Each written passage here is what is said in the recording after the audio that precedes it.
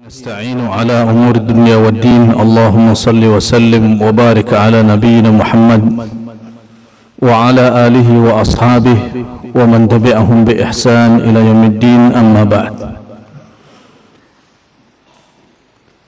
Para jamaah yang dimuliakan oleh Allah Subhanahu wa taala, pada kesempatan siang hari ini insyaallah kita akan melanjutkan kajian kitab Mukhtasar Akhlaq Hamalatul Quran yang ditulis oleh Al-Ajurri rahimahullah, Al-Imam Al-Ajurri rahimahullah. Dan pertemuan yang terakhir kita sudah membahas pada semester lalu sampai pada bab Fadl Ijtima' fil Masajid li Darsil Quran, dan sekarang masuk pada bab Dzikri Akhlaqi Ahli Al-Quran, tentang akhlak para penghafal Al-Quran. Dan akhlak ini penting untuk kita pelajari dan kita miliki terlebih dahulu, sebagaimana kalau kita lihat para ulama rahimahumullahu ta'ala, seperti yang dikatakan oleh Abdullah ibn Mubarak radhiyallahu rahimahullahu ta'ala rahmatan wasi'ah, seorang tabi'i. Beliau mengatakan ta'allamnal adab 30 sanah. Saya belajar adab itu 30 tahun. Berapa tahun? 30 tahun. Otomatis kalau 30 tahun masih anak-anak atau sudah berubah? Sudah berubah. Mungkin saja belajarnya dari 7 tahun. Wa ta'allamnal ilma 20 sanah. Sedangkan untuk mempelajari ilmu-ilmu yang lain itu 20 tahun. Mana yang lebih banyak? Belajar adab. Belajar adab. Ini para ulama rahimahumullahu ta'ala, mereka sibuk belajar adab, bukan cuma tahu, bukan cuma jadi wawasan, tapi bagaimana adab itu sendiri bisa melekat, diamalkan dalam sehari-hari. Itulah yang disebut oleh para ulama ta'allamna, kami belajar. Jadi belajar sekaligus membiasakan, belajar sekaligus mempraktekkan dalam kehidupan sehari-hari. Itulah bahasa para ulama dengan mengatakan ta'allamna. Sehingga bukan hanya sekedar tahu, dihafal dalil, tapi dalam keseharian masih jauh. Maka Abdullah ibn Mubarak, seorang tabi'in, beliau memberikan contoh kepada kita semuanya bagaimana perhatian para ulama dahulu dalam belajar adab. Dan adab ini bukan hanya dipelajari waktu SD, kelas 1, kelas 2, TK, bukan. Bahkan seluruh hidup kita harusnya kita belajar adab, sebagaimana yang dilakukan oleh para ulama, orang-orang saleh terdahulu. Mereka betul-betul membiasakan adab di dalam kehidupan sehari-hari. Al-Imam Malik rahimahullah, ketika beliau mulai beranjak menuntut ilmu, dan beliau dimotivasi oleh ibunya, idhab ila Rabi'ah fakhud minhu al-adab qabla an ta'khudha minhu al-ilm. Ibunya Imam Malik rahimahullah sibuk selalu mengantarkan Imam Malik supaya belajar dari Rabi'ah. Rabi'ah ini gurunya Imam Malik, Rabi'atul Ra'i, min a'lamil Madinah, termasuk ulama-ulama di kota Madinah. Apa kata beliau? Idhab ila Rabi'ah, pergi segera kamu ke Rabi'ah, wa ta'allam minhu al-ilm, ta'allam minhu al-adab, belajar darinya adab, qabla an ta'khudha minhu al-ilm, sebelum kamu belajar ilmu-ilmu yang lain. Sebelum belajar ilmu agama yang lain, belajar terlebih dahulu adabnya dulu. Makanya kalau kita melihat pada majlis-majlis para ulama, hampir mayoritas orang yang datang tujuannya belajar adab dulu. Hadara indal Imam Ahmad Al-Marrudi rahimahullah, beliau mengatakan hadara indal Imam Ahmad, yang hadir di majlisnya Imam Ahmad itu 5,000 orang perkiraan. 5.000 orang. Wa 500 minhum yaktubun al-hadis. Yang menulis hadis, yang menghafal hadis, yang mengimlakkan hadis itu sekitar 500 orang. Sisanya ada berapa? 4.500. 4.500. 500 minhum yaktubun al-hadis. Wal baqiyah, dan sisanya yata'allamuna minhu al-adab was-samt. Dan sisanya 4.500 itu belajar adab dari Imam Ahmad. Yang hanya menulis yang betul-betul talib, yang menulis, yang menghafal, yang berusaha untuk belajar memahami maknanya, menghafal kalimat-kalimatnya, 500. Sisanya ada 4.500 itu belajar adab dari Imam Ahmad. Jadi datang ke majlis cuma belajar adab. Yata'allamuna minhu al-adab was-samt. Dan bagaimana Imam Ahmad saat beliau diam, apa yang beliau diam, apa yang perlu diucapkan, apa yang tidak. Ini memang yang hilang dari kaum muslimin hari ini. Mengirimkan anak-anak ataupun bahkan datang ke majlis tujuannya belajar adab dari orang, dari guru yang menyampaikan. At-Tusturi rahimahullah, beliau mengomentari yang dilakukan oleh para ulama. Kenapa para ulama mereka menghabiskan waktu untuk banyak belajar adab? Karena adab ini harus melekat, dibiasakan dari kecil, dibiasakan. Itu saja terkadang kalau sudah terkontaminasi dengan pergaulan teman-temannya, orang-orang yang seumuran, lupa dengan adab tersebut. Maka kalau tidak ditanamkan dari diri dan ada keinginan kuat untuk mengamalkan adab, akan sulit. Illa taufiq min Allah azza wa jalla, kecuali orang-orang yang diberi taufik oleh Allah subhanahu wa ta'ala.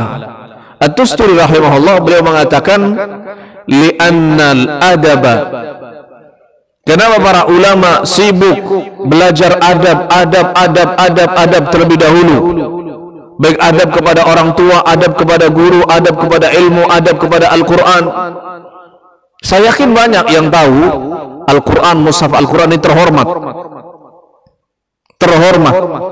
ayat Al-Quran terhormat, laha hurmah, memiliki kehormatan yang harus kita lakukan. Tapi berapa banyak yang kita dapati kaum muslimin ketika meletakkan mushaf seenaknya, ya? Meletakkan mushaf seenaknya, bahkan mushafnya tidak dijaga, mau rusak mau apa dibiarkan.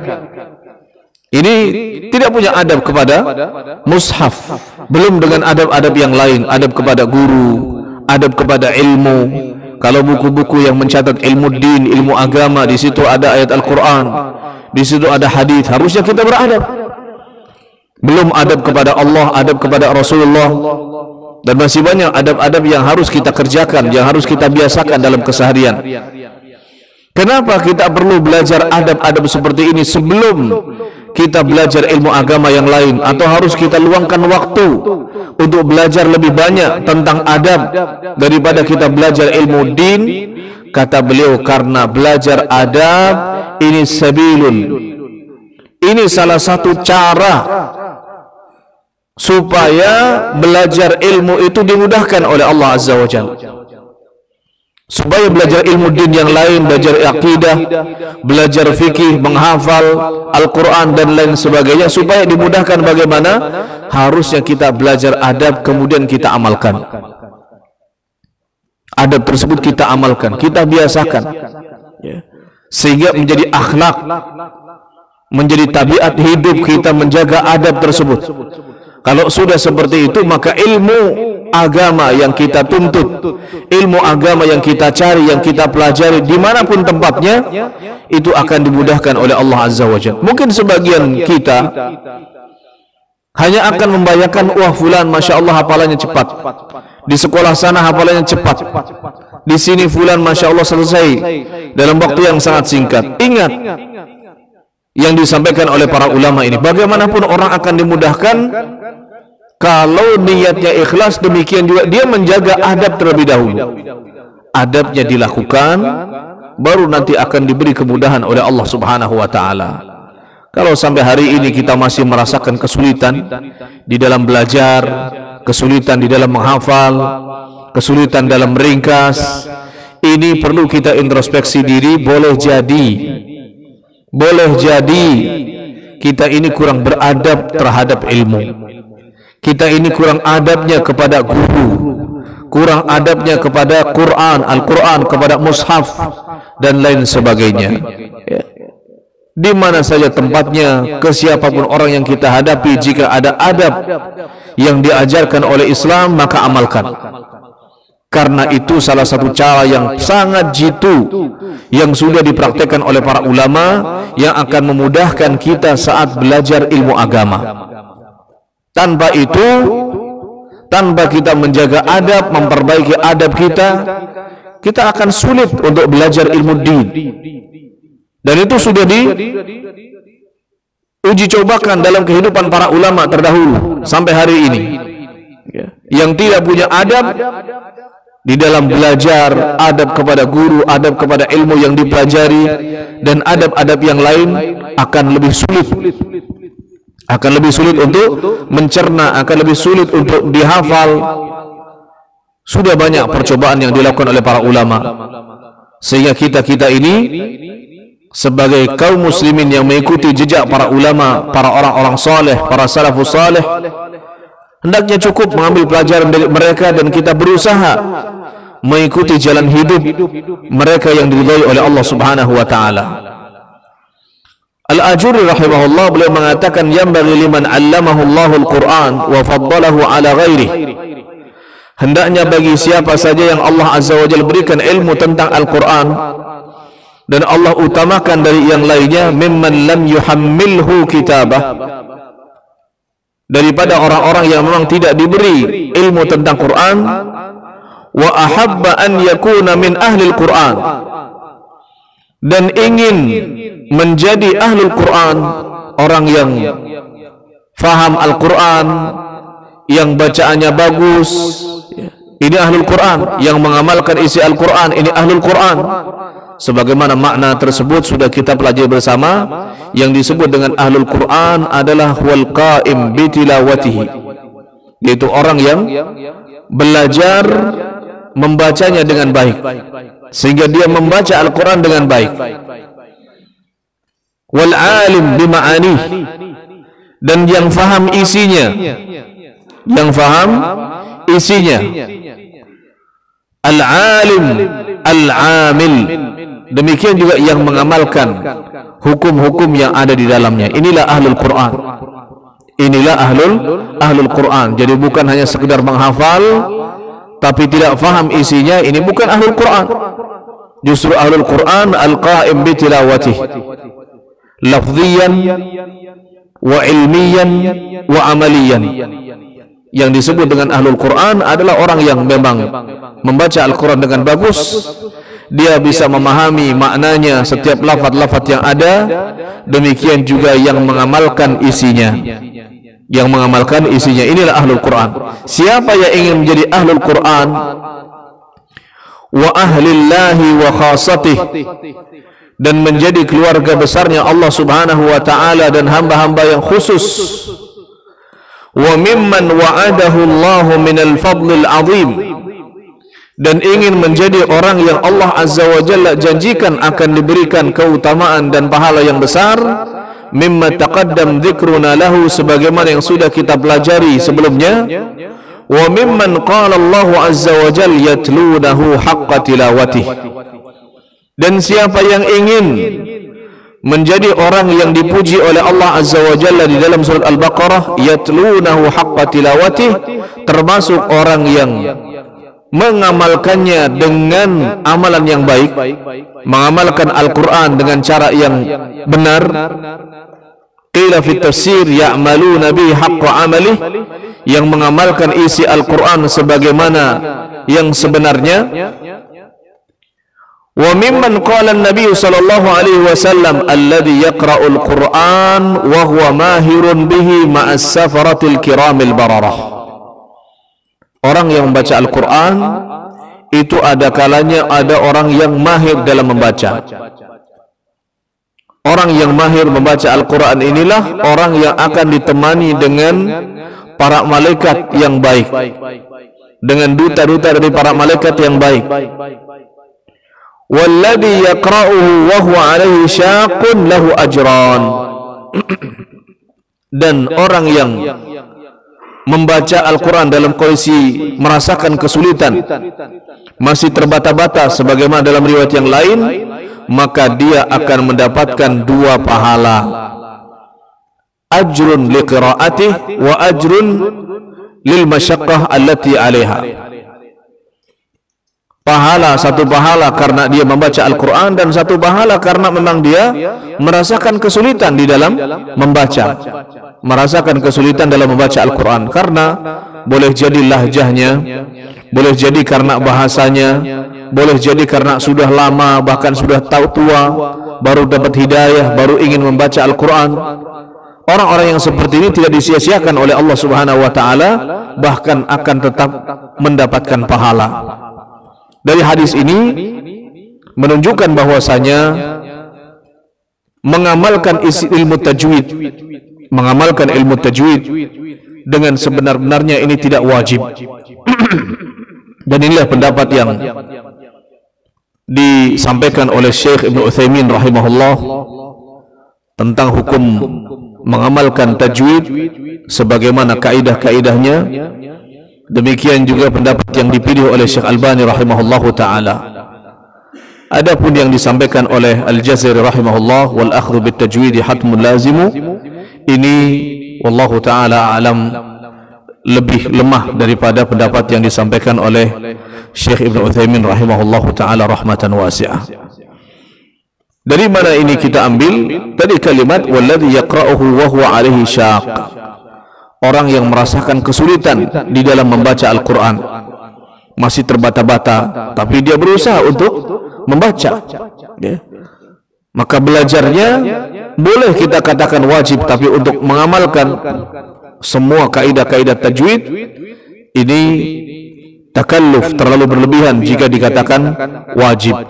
Tapi hukumnya hanya sampai pada titik sunnah saja.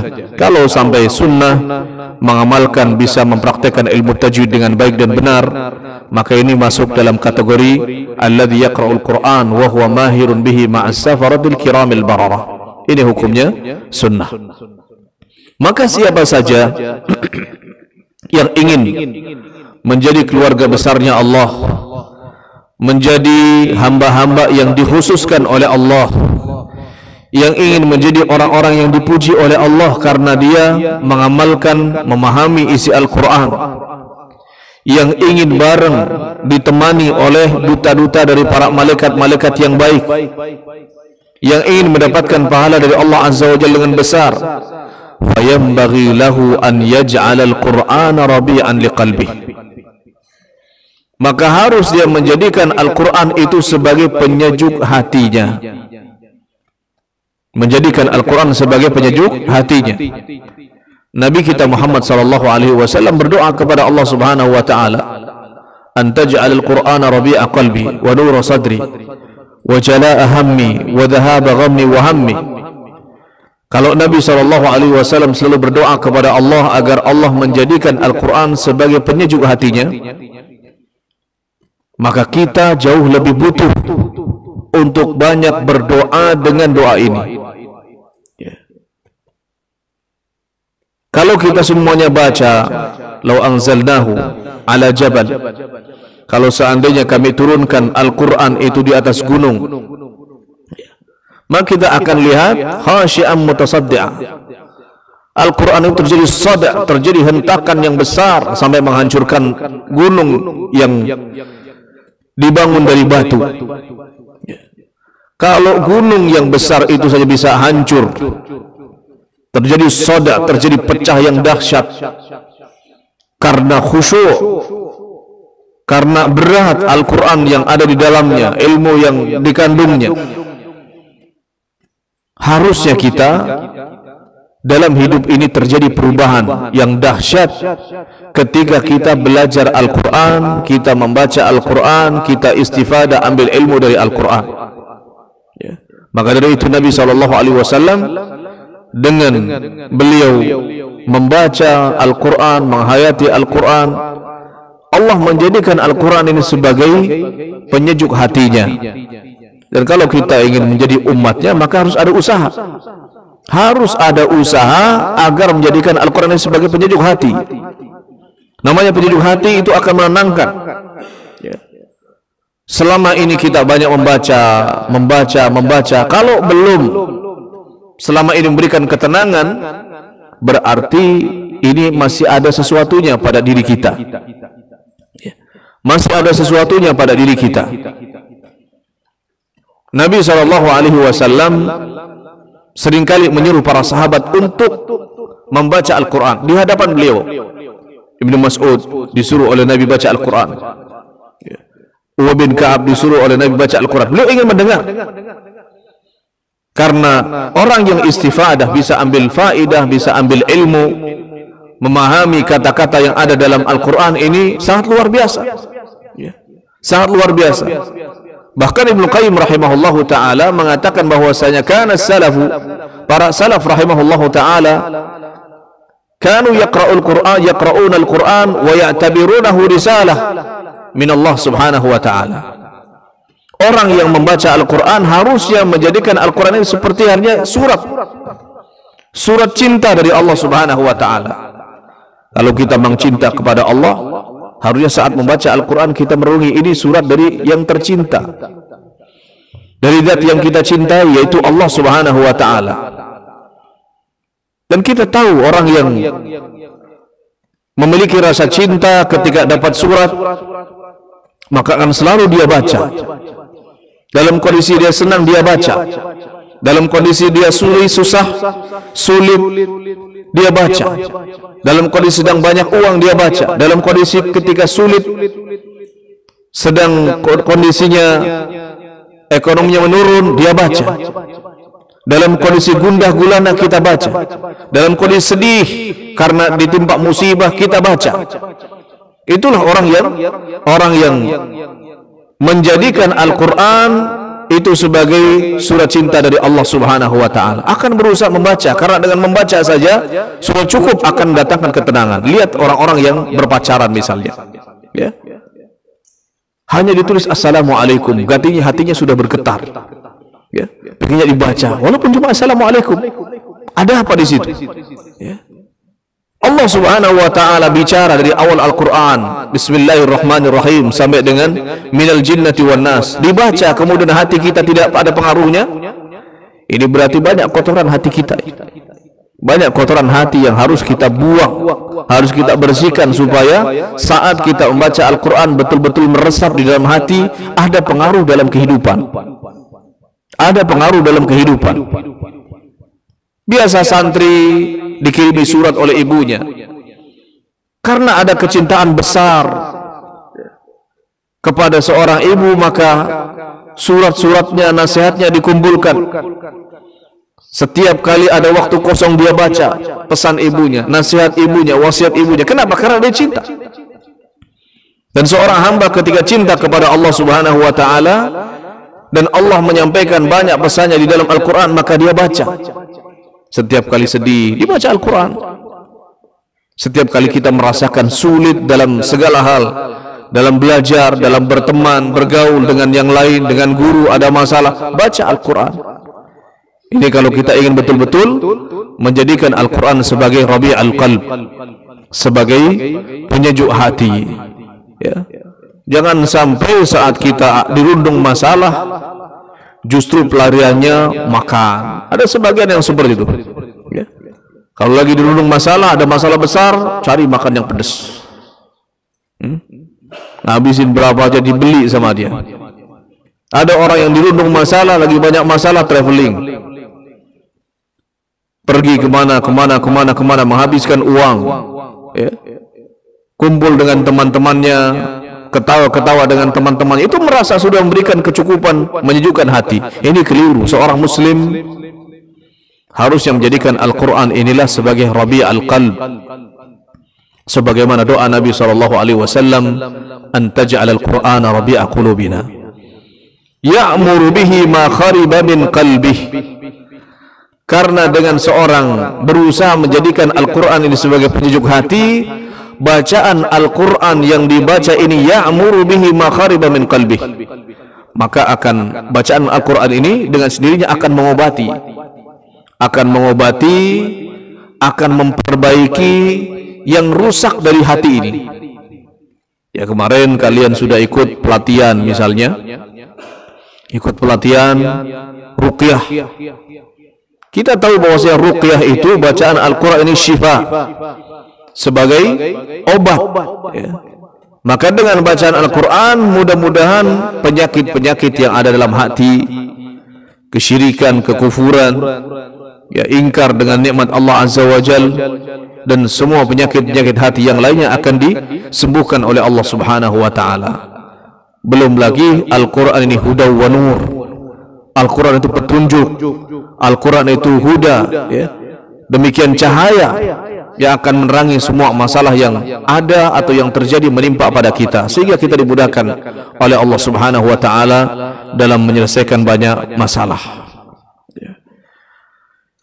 Baik ikhwah sekalian, untuk pertemuan kali ini saya cukupkan sampai di sini. Mudah-mudahan ada kesempatan yang lain Allah Subhanahu wa Ta'ala memberikan waktu untuk kita belajar dari kitab yang sangat luar biasa ini, mengingatkan kita, apalagi kita semuanya disibukkan dengan Al-Quran, dari mulai membaca, dari mulai menghafal, dari mulai mempelajari.